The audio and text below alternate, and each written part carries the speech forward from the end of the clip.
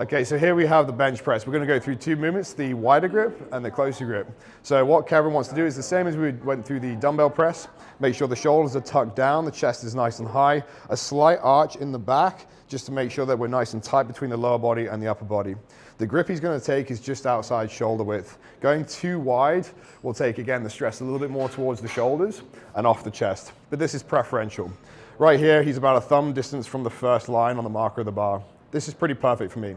He wants to be positioned right under the bar where his eyes are just below the bar, just to know that when he unracks, it's not going to clip the sides on his way back up. On the way down, he's going to aim for a roundabout nipple line. So his elbows are going to be coming towards me, again towards the corners of the room, pressing up and slightly back, where it'll end up just over his shoulder line there. So again, if he comes down again, it'll end in the lower chest with elbows slightly tucked, pressing up and slightly back. Perfect. You can go back there. Cool.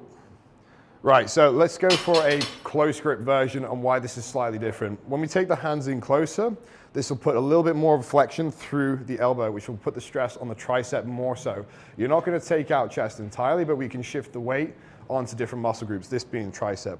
So it looked very, very similar. So if Kevin comes off again the same way, he's going to take that bar down to the same position, but as you notice at the bottom, there's a lot more of an angle here where the forearm's touching the bicep, which again stresses tricep more. He's going to press up in the same direction. His grip is going to make sure that his palm is right below the bar. He's not overly extending his wrists. He's still got some flexion in there to make sure the power translates from the wrist through the elbow, through the shoulder.